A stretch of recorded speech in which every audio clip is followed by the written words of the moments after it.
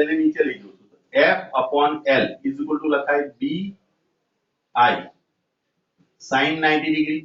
sin θ પણ લખી શકો છો. B નું મૂલ્ય તમને આપ્યું છે 3 × 10⁻5 બરાબર, અને I બરાબર તમને આપ્યું છે 1 એમ્પિયર, 1 એમ્પિયર આપેલું છે બરાબર.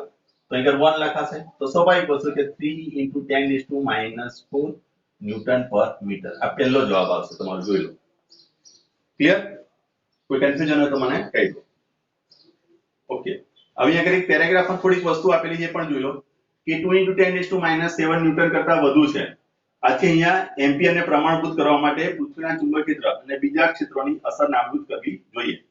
હવે અહીંયા આગળથી તમે જોઈ શકો કે આનું બળ, આ બળ બરાબર જે આવ્યું આપણી જોડે, અહીંયા આગળ આવે છે 3 × 10⁻5 બરાબર, જે એમ્પિયરની વ્યાખ્યામાં દર્શાવેલ મૂલ્ય કરતા ઓછું છે. માટે અહીંયા આગળ તમારે કોઈક રીતે એનો સોર્સ એપ્લાય કરવો પડશે, એવું મતલબ અહીંયા આગળ કાઢવામાં આવેલો છે કે અહીંયા એમ્પિયરને પ્રમાણભૂત કરવા માટે પૃથ્વીના ચુંબકીય ક્ષેત્ર અને બીજા ક્ષેત્રની અસર નાબૂદ કરવી પડશે. એટલે ચુંબકીય ક્ષેત્રની અસર તમે નાબૂદ કરશો તો તમને એમ્પિયરની વ્યાખ્યા મુજબ આ બળ મળે. ચલો, એ જ રીતે આ બળની દિશા નીચેની તરફ હશે, જે સદિશ ગુણાકારના ગુણધર્મની દિશાથી મેળવી શકાય છે. અહીંયા આગળ તમને પ્રવાહની દિશા કઈ દિશા આપી છે? તમને જો પ્રવાહ પૂર્વથી પશ્ચિમ તરફ, એટલે પ્રવાહ આ દિશામાં છે. ચુંબકીય ક્ષેત્ર અધોથી કઈ દિશામાં છે? ઉત્તરથી દક્ષિણ દિશામાં બરાબર. એટલે અહીંયા આગળથી તમે આ રીતે લઈ શકશો, આ I બરાબર, પ્રવાહી છે તો ચુંબકીય ક્ષેત્ર અહીંયા આગળથી આ દિશામાં હશે. તો બળની દિશા IL × B, આ IL × B કરો તમે આ બેનો, તો અહીંયા આગળથી તમે જોઈ શકશો કે અંદરની તરફ જશે, ચુંબકીય ક્ષેત્ર નીચેની તરફ એટલે કે અંદરની તરફ જશે. IL × B કરવા જાવ, આ B આ દિશામાં છે, તો IL × B એટલે F ની દિશા અંદરની તરફ એટલે કે નીચેની તરફ આવશે. એરો મેં અંદરની તરફ માર્યો. ચલો, એ જ રીતે જ્યારે તમને એવું કહેવામાં આવે છે કે પ્રવાહની દિશા ઉત્તરથી દક્ષિણ હોય, ઉત્તરથી દક્ષિણ દિશા એટલે બીજા કિસ્સામાં વિચારો, ચુંબકીય ક્ષેત્રની દિશા પણ આ જ છે અને પ્રવાહની દિશા પણ આ જ છે બંને, એટલે IL ની દિશા પણ એ જ થઈ, તો એ થીટા તમારો થઈ ગયો 0. તો F = IL × B. આ સૂત્રનો ઉપયોગ કરીએ તો F બરાબર તમારી જોડે આવી છે BIL sin θ, અને થીટા જો આ મૂલ્ય લેતો હોય, થીટા 90 ડિગ્રી ની જગ્યાએ 0 મૂકી દઈએ તો આખું બળ શું થશે? શૂન્ય થઈ જાય. આ પહેલો કિસ્સો અને બીજો કિસ્સો, આ બંને મેં તમને સમજાય. બોલો, કોઈ જગ્યાએ તકલીફ હોય તો મને કહી શકો છો. છે કોઈ કન્ફ્યુઝન? ઓકે, ચલો, વેરી ગુડ. હવે તમે જે એસી મોટર 10મા ધોરણમાં ભણીને આવ્યા છો એનું જે સ્વરૂપ છે એ અહીં આગળ આવે છે. એના પછી અહીં આગળ તમે ટોર્કનું અહીં આગળ સૂત્ર આપણે તાર્યું છે. એના પછીની થિયરી અંદર આ બંને દાખલા જો તમને ક્લિયર હોય તો આપણે આગળ વધીએ. ચલો, એના પછી જે તમારી થિયરી આવે છે એ ટોર્કને આધીન છે બરાબર, એટલે કે ટોર્ક અહીં આગળ આપણે મેળવવાનું છે. હવે ટોર્ક શું છે તો એ આપણે થોડુંક સમજી લઈએ, પછી આપણે આગળ ચર્ચા કરીએ. 11મા ધોરણમાં એક સૂત્ર આવતું હતું, ટોર્ક બરાબર R × F બરાબર. અહીં આગળ પણ સદિશ ગુણાકાર છે, ધ્યાન રાખજો. મેં તમને કીધું જેને સદિશ ગુણાકારની સમજ નહીં પડે એની માટે તકલીફ જ પડવાની. ટોર્ક = R × F, આ રીતે એક સૂત્ર આવે બરાબર. આ જે વસ્તુ જે છે એ આપણને એવું બતાવે, તમે આ રીતે પણ લખી શકો છો, R × F = ટોર્ક. તો હું તમને સમજાવવા માંગુ છું, દાખલા તરીકે A હોય અને આ B હોય, = આ જે થયું એને લખીએ છીએ આપણે AB sin θ લખીએ છીએ, અને જોડે n કેપ બતાવીએ છીએ. આ એનું મૂલ્ય થયું અને આની દિશા થઈ. ક્લિયર? આ પણ વસ્તુ તમારા માઇન્ડની અંદર હોવી જોઈએ. બીજી વસ્તુ, 10મા ધોરણમાં તમે એસી મોટર ભણીને આવ્યા છો, એ જ વસ્તુ અહીંયા આગળ છે કે બે મેગ્નેટ લીધેલા છે. અહીંયા આગળ આ રીતે એક n મેગ્નેટ છે અને એક S. તો આ n ધ્રુવ છે, આ s ધ્રુવ છે. બીજી વાર હું તમને કીધું કે n ધ્રુવ એ તમારો પોઝિટિવ વિદ્યુતભાર કહેવાય. વ્યવહારિક જીવનમાં કદી પણ હજુ છૂટા પાડી શક્યા નથી આપણે. આ n ધ્રુવ અલગ આપણે મેળવી નહીં શકતા, s ધ્રુવ અલગ મેળવી શકતા નથી. પણ આ ગજિયા ચુંબકનો n ભાગ અહીંયા આગળ રાખો, ગજિયા ચુંબકનો બીજો s ભાગ અહીંયા આગળ રાખો, અને આગળ એક લંબચોરસ ગૂંચળું અહીંયા આગળ મૂક્યું. લંબચોરસ ગૂંચળાને મૂકી અને અહીંયા આગળ એને જોઈન કરેલું છે બરાબર.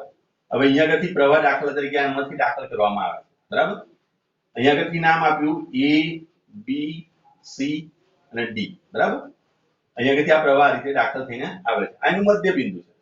હવે તમને ખબર છે કે અહીંયા આગળથી ક્ષેત્રરેખા આમ જવાની, n માંથી ક્ષેત્રરેખા ઉદ્ભવે s માં દાખલ થાય, જે રીતે પ્લસ માંથી ઉદ્ભવી અને નેગેટિવ માં દાખલ થાય, એ રીતે અમે ક્ષેત્રરેખા જસ્ટ સમજવા પૂરતું બતાવી છે.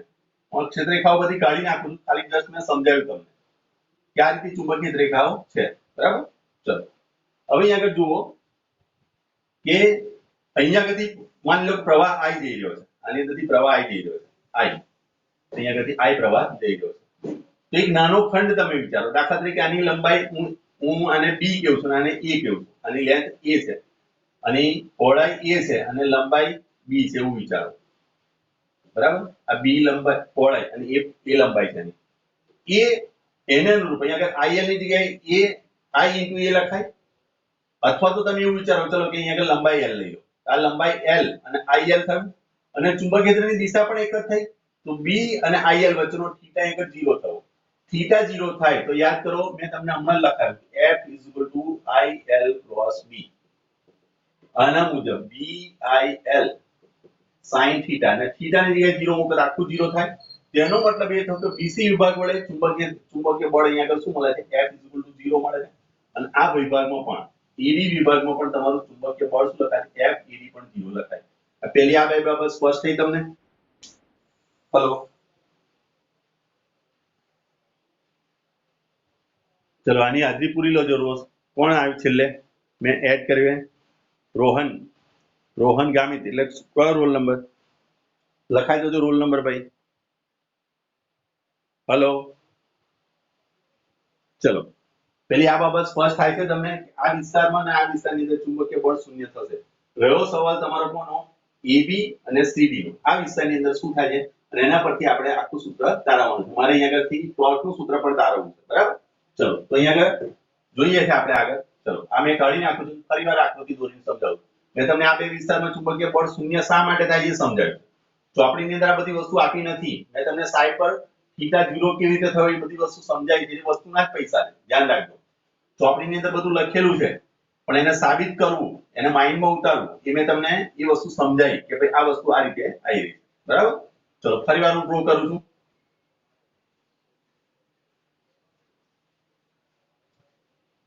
હવે એ પહેલી કન્ડિશન એ આપેલી છે કે A B C અને D.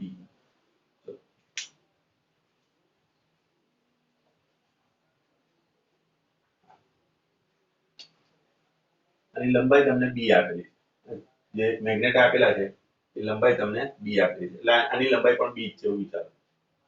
આ પણ B લંબાઈ ધરાવે છે. બરાબર, આ રીતે અંદરથી પ્રવાહ જઈ રહ્યો છે. બરાબર,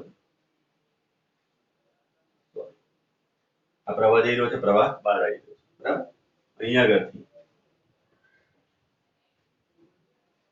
એક બેટરી એપ્લાય કરેલી છે.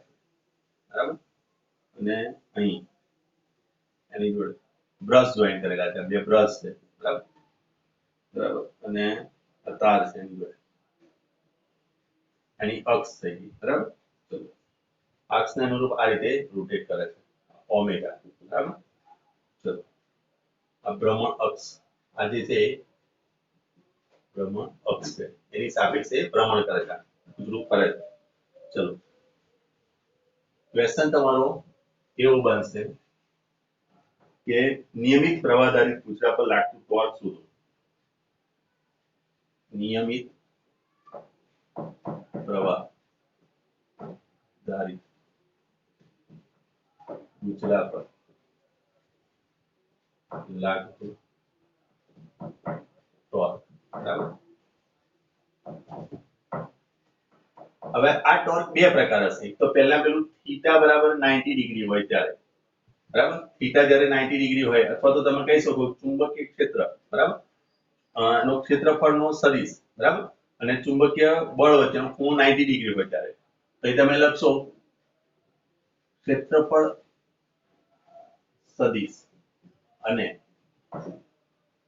ચુંબકીય ક્ષેત્ર વચ્ચેનો ખૂણો થીટા બરાબર 90 ડિગ્રી હોય. બરાબર, તો તમે કહી શકો થીટા 0 હોય. બરાબર, 0 આપણે લઈ લઈએ એટલે કે ચુંબકીય ક્ષેત્રનું સમતલ, ક્ષેત્રફળ સમતલ. આ સમતલ અને એની વચ્ચેનો ખૂણો થીટા બરાબર 0 છે એવું વિચારો. બરાબર, આ સમતલ અને આ બંને વચ્ચેનો બી અને સમતલ વચ્ચેનો ખૂણો 0 છે. તો એનો મતલબ એ થયો કે અહીંયા આ સમતલ આ રીતે છે અને ચુંબકીય ક્ષેત્ર આ રીતે છે. બંને વચ્ચે કોઈ પણ પ્રકારનું એંગલ છે નહીં. એંગલ બરાબર અહીંયા તમે ખૂણો 0 લઈ લીધો. એ પરિસ્થિતિ આપણે ચર્ચા કરવાની. પછી સેકન્ડ થિંગ ની આવશે કોઈક એંગલ થીટા આપણે ગોઠવીએ અને થીટા ગોઠવીએ એટલે શું થશે એ જોવાનું છે, બરાબર? તો અહીંયા આગળ તમે જોઈ શકો કે જ્યારે આ ક્ષેત્રફળ આ રીતે હોય તો પ્રવાહ આ દિશામાં જઈ રહ્યો છે, પ્રવાહ આ દિશામાં જાય આ રીતે, સોરી આ રીતે જઈ રહ્યો છે, બરાબર? તો ક્ષેત્રફળનો સદિશ અધો દિશામાં લાગશે.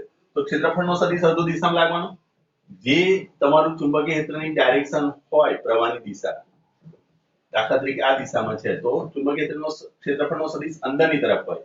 જો પ્રવાહની દિશા બદલાય અને હું આ રીતે બદલી નાખું, રિવર્સ કરી નાખું, આ રીતે ફેરવી નાખું, આ રીતે, બરાબર? તો એ વખતે આ ક્ષેત્રફળનો સદિશ બહારની તરફ આવશે, અંદરની તરફ સમઘડી દિશા હશે તો એ વખતે શું થાય, અંદરની તરફ વિષમઘડી દિશામાં બહારની તરફ આવશે. ક્લિયર આટલી વસ્તુ? ચલો હવે આપણે એનું સૂત્ર તારવવું છે. આ સમજવા માટે અહીંયા તમે જોઈ શકો કે આકૃતિની અંદર એક બી લંબાઈ, બી પહોળાઈ અને એ લંબાઈ ને એક વાહક તાર આપેલો છે જે લંબચોરસ ગૂંથરું છે. આ લંબચોરસ ગૂંથરાની અંદરથી I પ્રવાહ વહી રહ્યો છે. I પ્રવાહ તમે જોઈ શકો કે સમઘડી દિશામાં વહી રહ્યો છે. એને કારણે ચુંબકીય ક્ષેત્રફળનો સદિશ અલગ વસ્તુ છે, ધ્યાન રાખજો, અને સમતલ અલગ વસ્તુ છે. ક્ષેત્રફળનો સદિશ અધો દિશામાં હશે, ચુંબકીય ક્ષેત્રની આ તરફ હશે, એટલે ચુંબકીય ક્ષેત્રની દિશા આ તરફની છે, ચુંબકીય ક્ષેત્ર આ દિશામાં તમે કહી શકો છો ચુંબકીય ક્ષેત્ર. અહીંયા આગળથી I પ્રવાહ વહી રહ્યો છે. તો હવે તમારી બે બાજુઓ પર ધ્યાન લો કે અહીંયા આગળ AB બાજુની અંદરથી તમે આગળથી IL તમે લઈ શકો છો. એની જગ્યાએ અહીં લંબાઈ તમને આપી છે B, એટલે B લખશો, IB. L ની જગ્યાએ હવે તમે લખશો B. IB અને B, બરાબર? તો IB ની ડાયરેક્શન આ દિશામાં છે, ઉપરની તરફ, B ની દિશા આ તરફ છે, બરાબર? તો અહીં આગળથી તમે જોઈ શકો છો કઈ દિશામાં જશે હવે. આ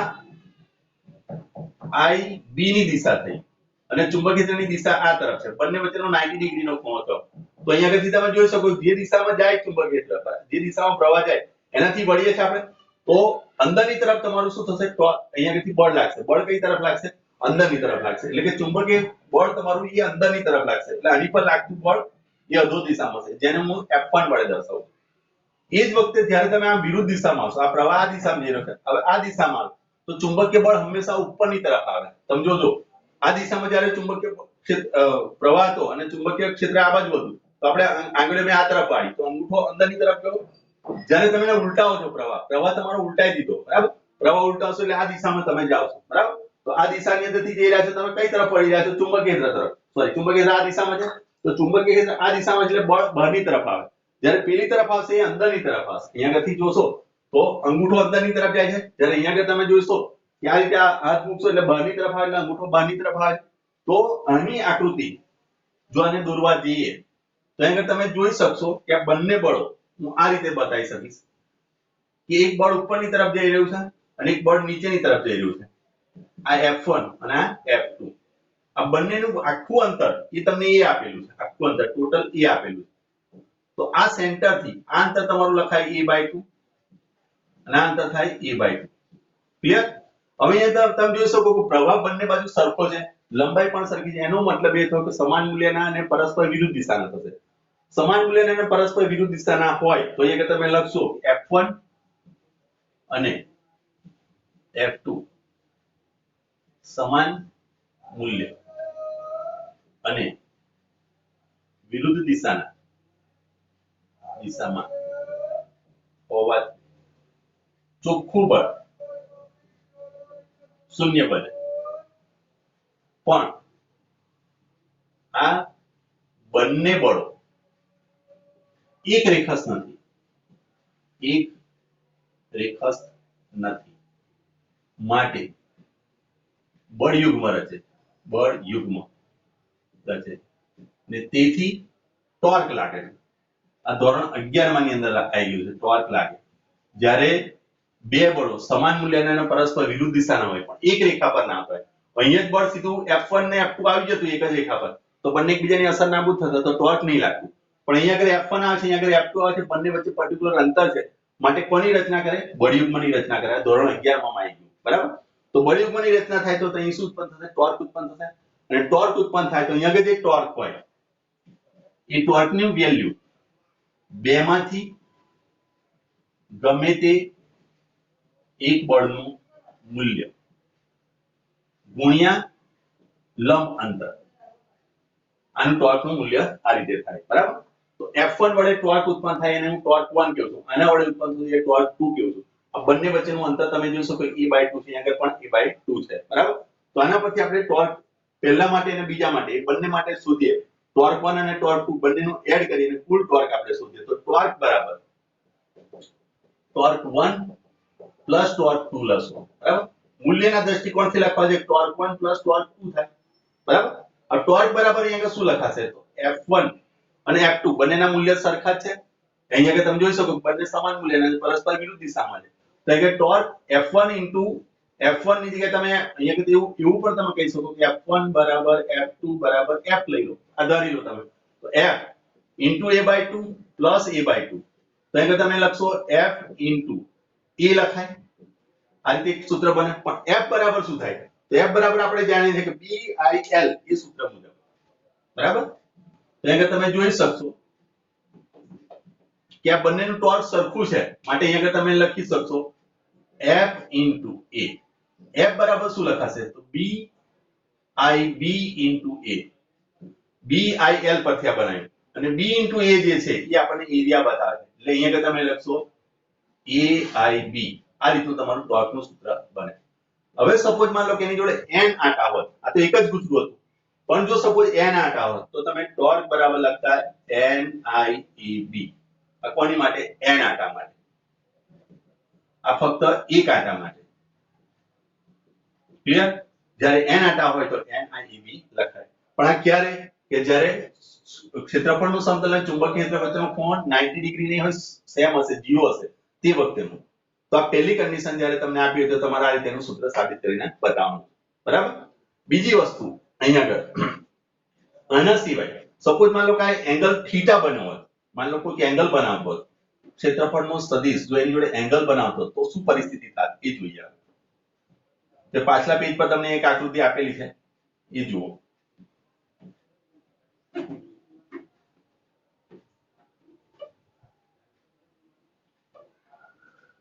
માની લો કે આ રીતનો એંગલ બનાવે છે. હવે અહીંયા આગળથી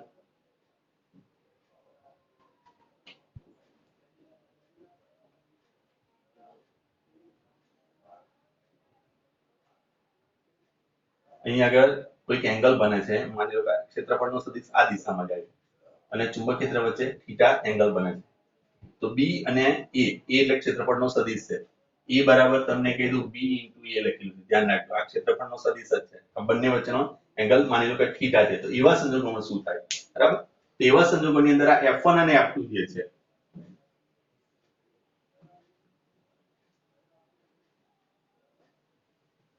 તો એ સેકન્ડ થિયરી છે તમારી. બીજી થિયરીની અંદર તમને પૂછે કે જ્યારે ક્ષેત્રફળ સદિશ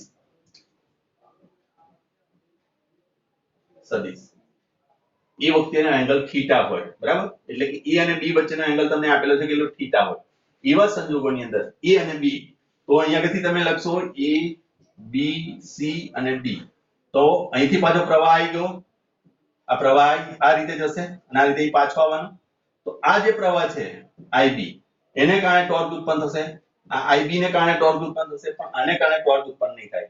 મેં તમને અગાઉ શીખવાડ્યું કે અહીંયા આગળ થીટા 0 બની જશે. તો I A અને B sin 90 ડિગ્રી 0 થશે. એટલે ટોટલ આ 0 થશે. એટલે અહીંયા ટોર્ક 0 થઈ જવાનું. એ રીતે અહીંયા આગળ પણ ટોર્ક 0 થશે. એટલે આપણી જોડે બાજુઓ કઈ રહેશે? AB અને CD. આ બાજુ પર તમને ટોર્ક જોવા મળશે. થીટા એંગલ પર આપેલું હશે. એ વખતેનો સંજોગોની અંદર એ પણ તમારું F1 જે સૂત્ર બનશે. F1 બરાબર તમે શું લખશો? F1 બરાબર તમારું સૂત્ર આ જ થવાનું છે. IB cross B થશે. અને F2 બરાબર પણ લખાશે IB cross B. બરાબર. પણ આ બંને પરસ્પર વિરુદ્ધ દિશાના થશે અને સમાન મૂલ્યના થશે. એનું પરિણામી બળ શૂન્ય થશે. પણ એક રેખસ નથી. એક રેખસ નથી એટલે અહીંયા આગળ પણ ટોર્ક આવશે. તો અહીંયા આગળ પણ તમે લખશો કે F1 અને F2 અને F2 સમાન મૂલ્યના અને વિરુદ્ધ દિશાના છે. તેથી પરિણામી બળ શૂન્ય થાય પણ એક રેખસ નથી. એક રેખસ ન હોવાથી ટોર્ક લાગે છે. ક્લિયર? આ સૌથી અગત્યનો મુદ્દો થયો, બરાબર? હવે એની ગણતરી કેવી રીતે થાય? તો અહીંયા આગળ જો આ તમારો F1 અને આ F2 છે, સોરી આ F1 આ દિશામાં જાય છે, આને કારણે F1 અધો દિશામાં લાગે, યાદ કરી લેજો, આને કારણે ઉદ્ધવ દિશામાં લાગે. F2 આ F1 યાદ કરી લેજો. આ ડાયરેક્શન B ની હતી, આ I ની ડાયરેક્શન હતી, તો I ક્રોસ B કરો તો આ અંદરની દિશામાં જાય. એ રીતે અહીંયા આગળથી તમે જુઓ છો તો પ્રવાહ આ દિશામાં જાય, તમે આ દિશામાં વાળો છો તો અંગૂઠો બહારની દિશામાં આવે. એ રીતે અહીંયા આગળ મેં દોરીને બતાવ્યું. ક્લિયર? હવે આ બંને વચ્ચેનો એંગલ, અહીં બીજો કલર લેવો એટલે તમને ખ્યાલ આવશે. આ બંને વચ્ચેનું આખું જે અંતર છે એ બતાવેલું છે, બરાબર? અને અહીંયા આગળથી આ એંગલ આ A છે, બરાબર? આ એંગલ તમને થીટા બતાવેલો છે. આખું ટોટલ અંતર તમારું A છે, તો આ A/2 થયું આ, અને આ પણ A/2 થયું. હવે એંગલ થીટા છે તો અહીંયા આગળનો એંગલ, આ એંગલ તમારો થશે 90 માઈનસ થીટા. આ જે બાજુ જે છે આ બાજુનું માપ એ તમે લખશો, આ A/2 થયું, આ A/2 થયું, આ 90 માઈનસ થીટા થયું. તો આ ઘટક જે તમારો થયો એ લખાય A/2 cos 90 માઈનસ થીટા. આ જે ઘટક થયો અહીંયા આગળનો, આ જે લાઈન થઈ આખી લાઈન આટલેથી આટલી લાઈન એ લખશો તમે A/2 cos 90 માઈનસ થીટા. અને cos 90 minus theta that means કે લખાય A/2 sin થીટા લખાય. એટલે આટલો ભાગ A/2 sin થીટા, આટલો ભાગ A/2 sin થીટા, એટલે આ બંને ભાગ થાય A/2 sin theta, A/2 sin theta. Clear? આ બંનેના ટોર્ક ની અંદર આપણે એડ કરીશું જે રીતે અહીંયા આગળ આપણે ટોર્ક બરાબર, તો અહીંયા તમારું ટોર્ક ઇઝ ઇક્વલ ટુ બેમાંથી ગમે તે બળનું મૂલ્ય ગુણ્યા લંબ અંતર. લઈ તમે લખશો F1 લંબ અંતર થશે તમારું A/2 sin થીટા, પ્લસ બીજા ટોર્ક માટે એ પણ લખાશે F2 A/2 sin થીટા. પણ F1 અને F2 ના મૂલ્ય સરખા જ છે. આ બંનેના મૂલ્ય શું થશે? IBB, બરાબર? તો આનો મતલબ એ થયો કે IBB A/2 sin theta plus IBB A/2 sin theta. અને જોઈ શકો A/2 sin થીટા છે બંને, માટે અડધો વત્તા અડધો બરાબર આખો ભાગ થઈ જશે. એટલે તમે લખશો IBB A sin થીટા. અને આની વચ્ચેનો જે બંનેનો ગુણાકાર છે એને A વડે દર્શાવાય, તો અહીં લખશો IBA sin થીટા થાય, ટોર્ક બરાબર. ક્લિયર? હવે તમે જાણો છો કે IB, આ B ને સાઈડ પર લઈ લે, I into A જે નામની જે રાશિ થઈ અહીંયા આગળ, એને મેગ્નેટિક મોમેન્ટ અથવા તો ચુંબકીય મોમેન્ટ વડે દર્શાવાય છે. એટલે M is equal to એક નવી રાશિ તમે ભણશો, ચુંબકીય મોમેન્ટ, જેને M વડે દર્શાવાય છે, અને એનું મૂલ્ય આવે છે I into એરિયા. જે રીતે ડાયપોલ મોમેન્ટ P બરાબર તમે લખો છો 2AQ, 2A અંતર છે અને અહીં આગળ Q એનો વિદ્યુતભાર છે, બરાબર? તો એવી રીતે આ પ્રવાહ છે અને આ ક્ષેત્રફળ છે. પ્રવાહ અને ક્ષેત્રફળનો ગુણાકાર કરવાથી જે રાશિ મળે એ રાશિને ચુંબકીય મોમેન્ટ કહે છે, બરાબર? ચુંબકીય ચાક માત્રા કહેવાય છે. મોમેન્ટ એટલે ચાક માત્રા આપણે કહીએ. એ આપણે પહેલા ચેપ્ટરમાં જે રીતે વિદ્યુત ડાયપોલ મોમેન્ટ આવે છે એવી રીતે આ ચુંબકીય ડાયપોલ મોમેન્ટ આવે છે, બરાબર? ક્લિયર? અને આને આપણે લખીએ છીએ, આનો એકમ તો એમ્પિયર ઇન્ટુ મીટર સ્ક્વેર થાય. ક્લિયર? તો અહીંયા કરું IA ટોર્ક બરાબર જો I into A, અહીંયા આગળ લખી દઈશ B sin થીટા. હવે I into A બરાબર હું M લખું તો MB sin થીટા થાય, ટોર્ક બરાબર. MB આ જે થયું, બરાબર? અહીંયા આગળ sin થીટા છે તો યાદ કરી લો, મેં તમને હમણાં જ કહ્યું કે AB sin થીટા હોય ત્યારે આપણે શું લખીએ છીએ? A cross B, આવું લખીએ છીએ. તો અહીં જો A ની જગ્યાએ M છે અને B ની જગ્યાએ B છે, આ sin થીટા છે તો હું આમ પણ લખી શકું M cross B. જો અહીંયા આગળ ટોર્ક હું સદિશમાં લેવું તો, બરાબર? તો આ રીતનું કે આપણને સૂત્ર મળે. જોઈ લો, આ થિયરી બી સારી છે, બરાબર? કોઈ જગ્યાએ તમને તકલીફ પડી હોય સમજવામાં તો મને કહો, હું ફરી સમજાવું. કેમેરા થોડો નીચે લેવું, બરાબર? જોઈ લો.